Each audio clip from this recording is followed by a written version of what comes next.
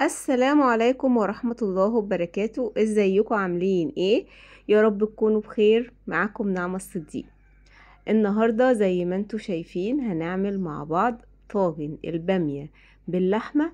القمر اللي انتوا شايفينه ده بطريقة سهلة، على طريقة بقى مامتي وجدتي. البامية اللي هي لا تقاوم في الأكل. بس قبل ما نبدأ وصفتنا نسمي الله ونصلي على رسول الله وعلى آله وصحبه وسلم. اول حاجة هيكون معايا في حلة كده على النار، هنحط معلقة من السمنة، وهنكون بشرين بصلة متوسطة او ضربنا في الكبة كده متوسطة، وهنحطها على النار ونسيبها لحد ما تاخد معايا اللون الذهبي. هنفضل نقلب فيها، وطبعا النار بتكون هادية. وبعد ما تبقى لونها ذهبي بنضيف عليها توم مفروم. طبعا انا مفرزة توم عندي، فهحط حبة توم كده مفرومين برضو لحد ما يبقى لونها يصفر كده. نفضل نقلب فيهم،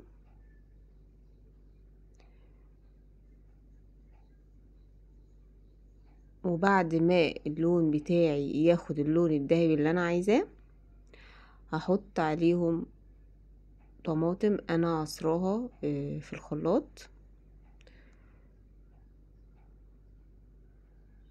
حوالي نص كيلو يعني من الطماطم. نضربها كويس ونحطها على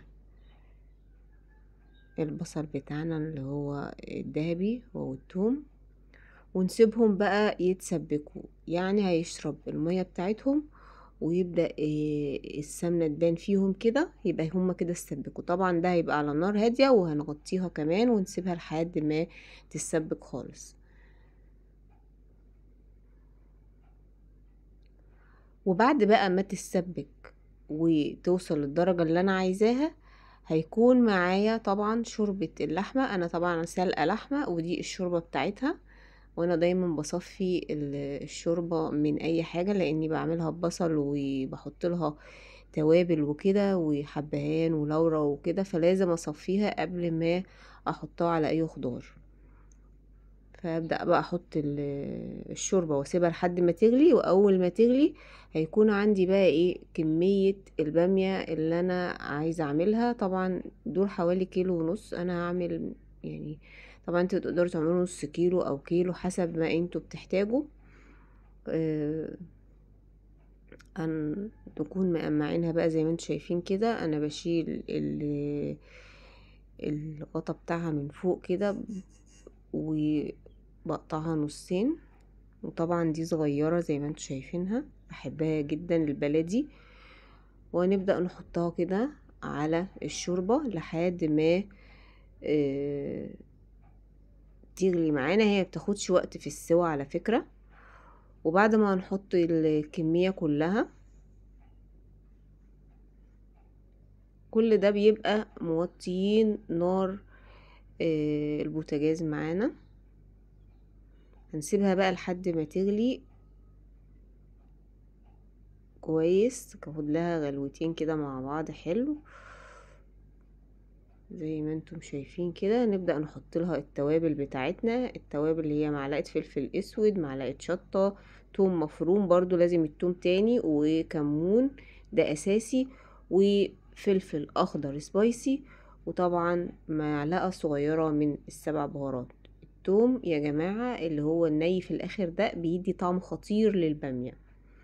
وابدأ بقى اقلبها، وطبعا منساش الملح بتاعنا، بدوقها طبعا عشان اشوف الملح، وانا بحبها سبايسي فبحط لها شطه كده. انا سلقه اللحمه اهو. انا طبعا كنت حاطه فيها حته اللي هي محمره دي، هي طبعا كانت فيها، كنت حطاها في الحله فطلعتها بقى عشان احطهم كلهم مع بعض.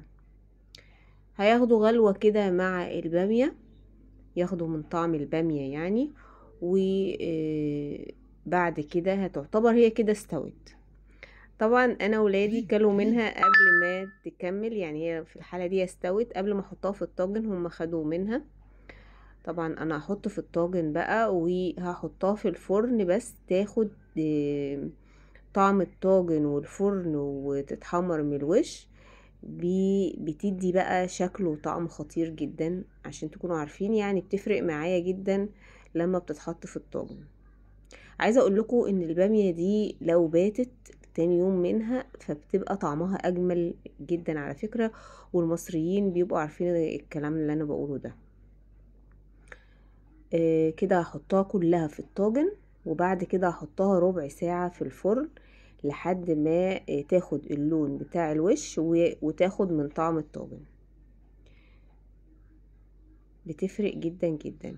كمان في طريقة تانية للبامية، البامية باللحمة المفرومة هعملها لكم في فيديو تاني ان شاء الله.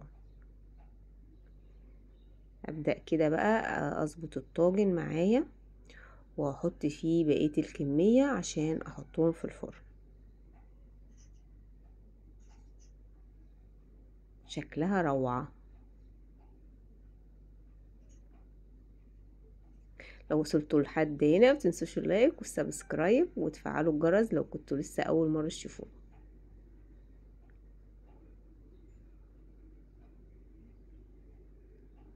ربع ساعة وهنطلعها. بصوا بقى شكلها تحفة، روعة روعة يا جماعة. طبعا هي متاكل منها زي ما قلت لكم، فهتلاقوا الطاجن خس شوية. لو عجبتكم الوصفة متنسوش تعملوا لايك وسبسكرايب وتفعلوا الجرس عشان يوصلكم كل جديد من القناة. ومتنسوش تدعوا المازن ابني بالرحمة والمغفرة، ان ربنا يرحمه ويغفر له ويدخله الجنة من اوسع ابوابها. والسلام عليكم ورحمة الله وبركاته.